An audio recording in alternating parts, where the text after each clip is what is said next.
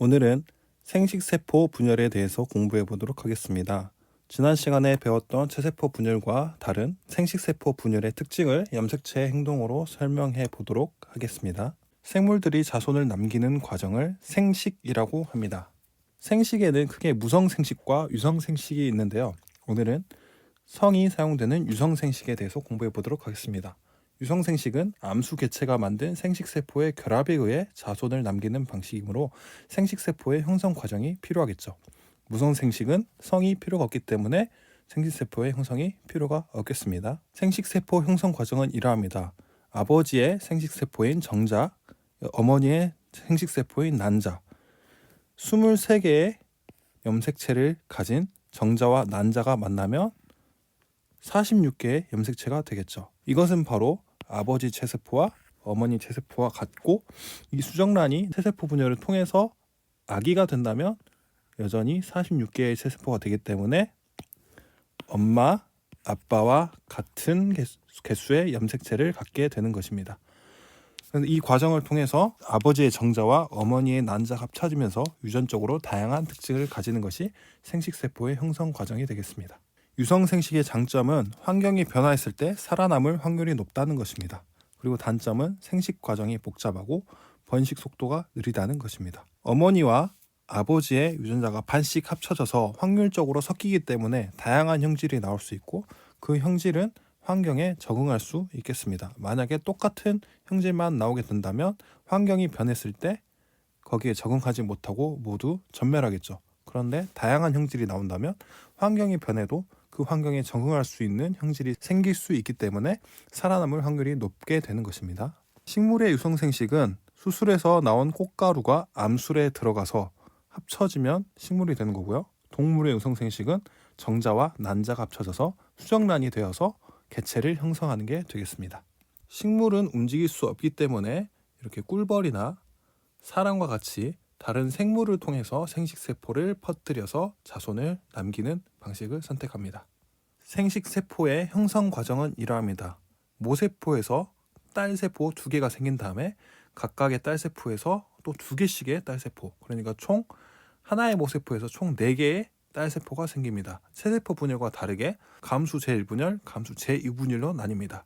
여기서 감수라는 뜻은 수가 감소했다는 뜻이죠. 그래서 그 수는 이 염색체 수가 반으로 줄어들었기 때문에 감수라고 얘기를 하는 것입니다. 생식세포 형성 과정은 이러합니다. 첫 번째 세포 분열과 두 번째 세포 분열이 있는데, 첫 번째 세포 분열이 일어나기 전에 간기가 있고요. 전기에서 상동 염색체끼리 짝을 집니다. 그리고 말기에서 염색체 수가 반으로 줄어듭니다. 여기서 체세포 분열과 다르게 상동 염색체끼리 짝을 지은 것을 이가 염색체라고 부릅니다. 이가 염색체는 전기에서, 그러니까 모세포에서 복제된 상동 염색체끼리 서로 접합돼서 이가 염색체가 되는 것인데요. 이건 체세포에서는 발견할 수 없겠죠. 그 다음에 두 번째 세포 분열에서는 똑같이 전기, 중기, 후기, 그리고 말기로 이어져서 하나의 모세포가 4개의 딸세포로 변하는 과정이 바로 생식세포 형성 과정이 되겠습니다. 이렇게 설명을 하면 좀 짧죠. 선생님이 애니메이션을 준비했습니다. 하나씩 보시면서 체세포 분열부터 한번 복습을 해보도록 하겠습니다. 선생님이 체세포 분열부터 복습을 하는 이유는 체세포 분열 과정을 이해하고 있으면 생식세포 분열을 이해하기가 쉽습니다. 그래서 하나씩 보도록 하겠습니다. 체세포 분열의 1단계는 바로 간기였습니다. 간기는 DNA가 2배로 복제가 되는 시간이었죠. 그래서 이렇게 2배로 유전물질인 DNA가 복제되는 시간이 간기였고 가장 큰 시간을 차지했었죠. 선생님, 여기는 왜 이렇게 염색체처럼 생긴 염색사가 2쌍밖에 없었습니까? 우리 사람은 이렇게 46개, 그러니까 총 23쌍의 염색체가 있지 않습니까? 라고 여러분들이 얘기를 할 수 있습니다. 그런데 이 작은 원에 23쌍의 염색체를 다 그릴 수는 없겠죠. 지금 이거는 체세포 분열의 모습을 모형으로 설명하기 때문에 23쌍을 다 그리지는 않을 겁니다. 그래서 여기서는 이렇게 2쌍만 그려서 선생님이 설명을 하도록 하겠습니다. 그리고 간기에서는 핵막이 관찰되겠죠. 왜냐하면 염색사 상태로 복제가 되기 때문에 핵막이 없다면 염색사가 세포 여기저기 퍼져버리기 때문에 안 되겠죠. 그래서 지금은 핵막이 있는 상태입니다. 그래서 오랜 시간 동안 DNA가 2배로 복제되고 나서 이제 핵분열이 시작됩니다. 2단계 핵분열에서 첫 번째 단계인 전기 단계에서는 어떤 일이 일어날까요? 이제 핵이 반으로 쪼개져야 되기 때문에 이 염색사, 그러니까 유전 물질이 이삿짐을 쌓아야겠죠. 그게 바로 염색사가 염색체로 응축이 되는 과정입니다. 이것은 바로 이삿짐을 쌓는 과정이라고 생각하시면 됩니다.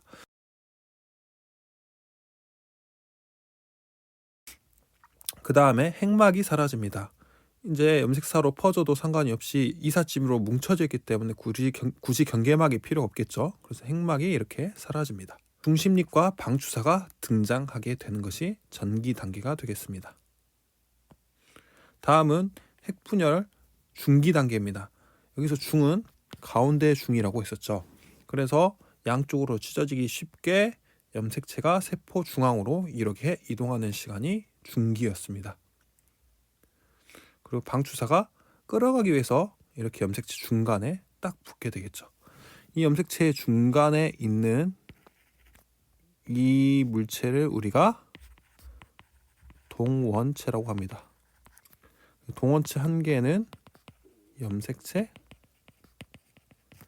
한 개라고 생각하시면 되겠습니다. 하지만 동원체의 개념이 없기 때문에 여기는 그냥 여러분들이 그렇구나 하고 넘어가시면 되겠습니다. 그 다음에 핵분열의 세 번째 단계인 후기입니다. 이렇게 가운데에 예쁘게 배열한 염색체에 방추사가 붙었겠죠. 그럼 이제 뭐 해야 될까요? 이 유전물질을 반으로 쪼개가야겠죠. 자매 염색 분체를 세포 양극으로 방추사가 짧아지면서 이렇게 끌어가겠죠. 그러면서 붙어있던 염색체가 반으로 쪼개지고 자매 염색 분체끼리 한쪽 1번, 2번으로 나눠지게 되는 것입니다. 핵분열 말기입니다. 이제는 핵이 두 개로 분열이 됐기 때문에 이삿짐을 풀어야겠죠. 그런데 이삿짐을 풀기 전에 경계선이 생겨야 되기 때문에 핵막이 이렇게 다시 등장합니다.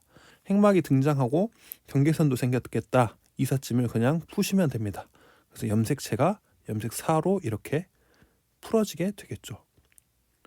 그러면 처음에 모세포와 같은 양의 유전 물질을 갖게 되고 이제 여기서는 세포 하나에 핵이 몇 개가 있는 겁니까? 하나, 두 개가 있는 겁니다. 그러니까 비정상적인 구조가 되겠죠. 세포 하나에는 핵이 한 개만 있어야 되니까요. 그래서 그 다음 단계 3단계는 바로 세포질 분열입니다. 동물 세포의 경우는 핵막이 밖에서 안으로 함입되어 가면서 세포질이 이렇게 분리되었다고 얘기를 했었습니다. 식물은 이와 반대로 세포판이 안에서 밖으로 자라면서 분리가 된다고 이야기를 했었죠. 여기까지가 우리가 배웠던 체세포 분열입니다. 그러면 이 체세포 분열을 기억하고 나서 생식세포 분열을 한번 보도록 하겠습니다. 생식세포 분열과 체세포 분열은 공통점이 많습니다. 첫 번째로 간기는 마찬가지로 DNA를 2배로 복제하는 시간입니다. 그래서 여기서는 염색사가 4개가 있죠. 그러니까 2쌍이 있는 겁니다. 23쌍을 다 그리지 않는다 그랬어요. 그래서 이 정도의 양이 이렇게 2배로 복제가 되겠죠. 이 과정은 마찬가지로 시간이 오래 걸리고 이때는 핵막을 관찰할 수 있는 시간입니다. 그 다음에 2단계인 제1감수 분열이라고 합니다. 여기서 감수가 뭐였죠? 수가 감소되는데 여기서 수는 염색체 수가 감소하는 뜻입니다. 그래서 염색체 수가 감소하니까 제1감수 분열이고 이때 첫 번째 단계인 전기 단계는 마찬가지로 염색사가 염색체로 응축이 돼야 되는데 중요한 점입니다. 생식세포에서는 체세포에서 발견되지 않았던 이가 염색체라는 것으로 응축이 되는 겁니다. 이거는 무엇이냐면 이렇게 크기와 모양이 같은 상동 염색체끼리 달라붙는 것입니다. 중요하겠죠? 그래서 염색체가 이렇게 이가 염색체로 만들어지겠죠. 그 다음에 이제 이삿짐을 쌓기 때문에 마찬가지로 핵막이 사라지겠습니다. 핵막이 사라지고 끌어가기 위해서 중심립과 방추사가 이렇게 등장하겠죠. 여기까지가 전기 단계입니다. 체세포 분열의 전기와 다른 점은 이 이가 염색체 하나만 다르게 되겠습니다. 그 다음 제1감수 분열 중기입니다. 이렇게 23쌍의 이가 염색체가 있었는데 이거는 중이 가운데 중이기 때문에 염색체 세포 중앙으로 이렇게 이동하게 되겠습니다. 그리고 이 염색체를 양쪽으로 찢어가기 위해서 누가 생기죠?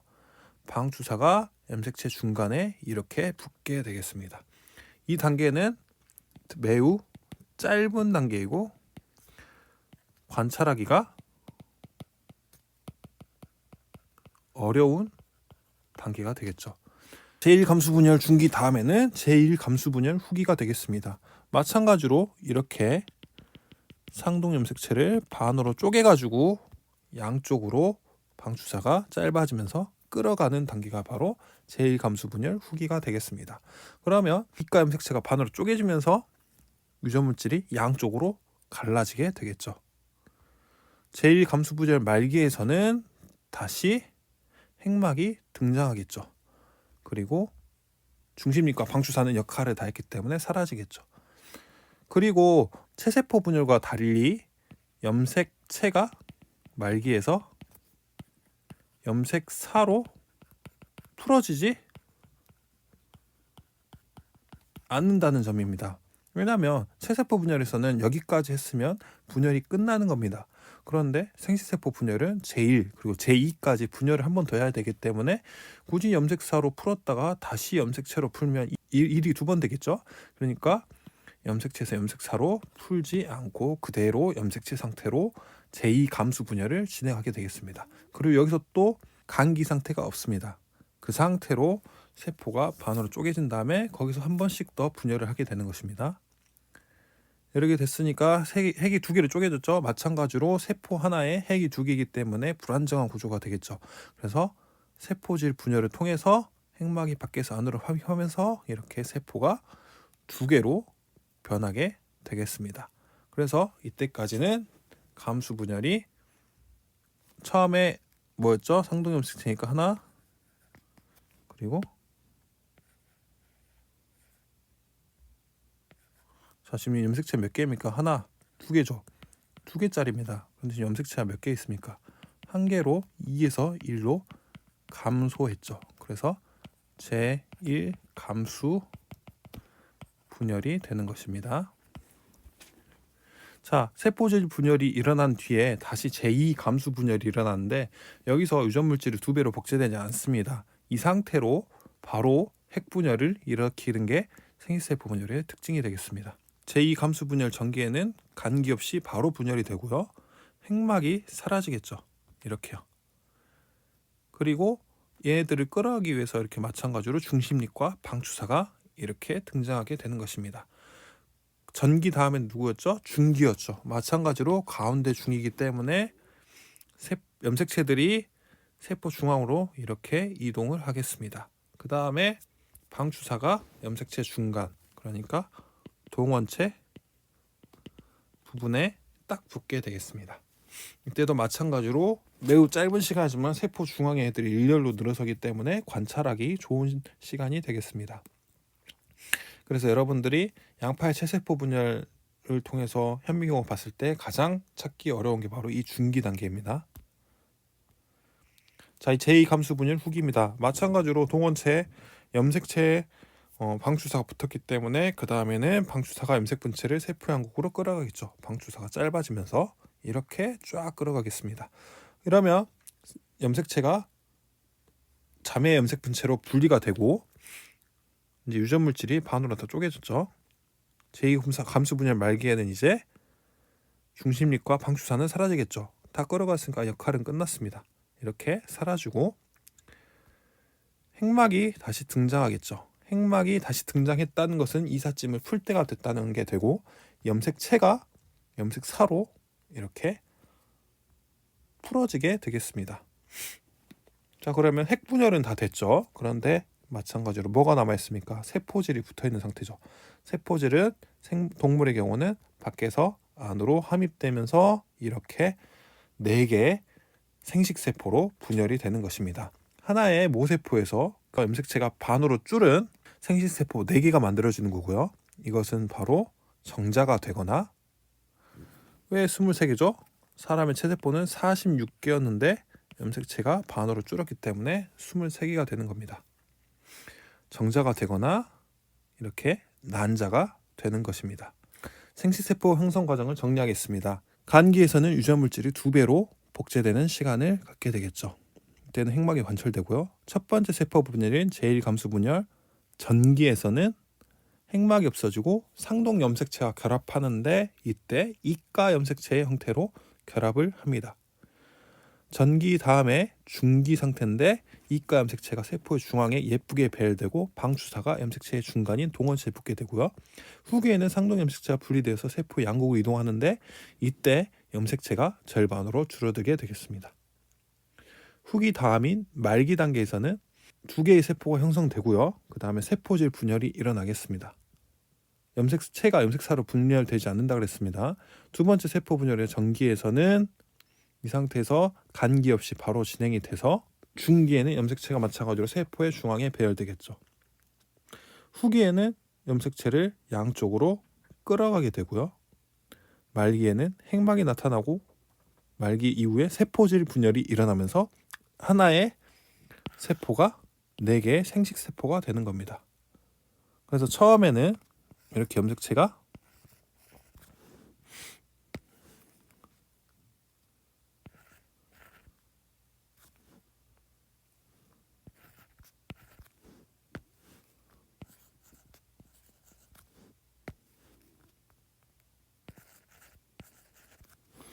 이런 상태로 있었는데 보니까 큰 거 하나, 작은 거 하나, 큰 거 하나, 작은 거 하나 이렇게 쪼개지는 거죠. 이렇게 쪼개져서 1번, 2번, 3번, 4번 4개로 쪼개지는 겁니다.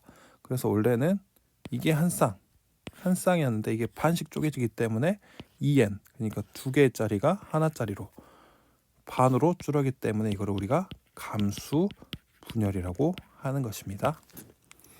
여기서 첫 번째 감수 분열, 1감수 분열, 제2감수 분열은 수가 2번 줄어든다는 게 아니고 감수 분열이 일어나는 과정이 1분열, 2분열로 진행된다는 소리가 되겠습니다.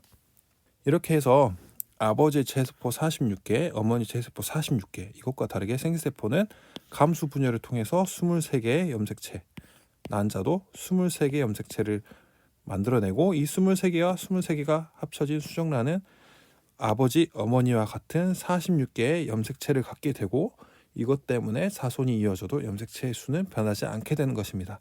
만약에 아버지의 체세포가 감수가 일어나지 않고 생식세포 정자가 46개, 그다음에 어머니는 46개가 되면 합쳐지면 92개가 되겠죠. 그리고 이 아이의 체세포에서도 생식세포가 감수가 안 되고 92개가 나오면 이게 합쳐져서 184개 염색체의 수가 계속 변하게 되겠죠. 이 감수 분열을 통해서 염색체의 수가 일정하게 되고 생식이 원활하게 이루어지게 되는 것입니다. 오늘 이렇게 생식세포 형성 과정에 대해서 공부해 보았습니다. 체세포 분열과 생식세포 과정을 비교를 하셔서 여러분들이 A4용지에 정리를 하셔서 이학스터의 과제로 올리시면 되겠습니다. 수고하셨습니다.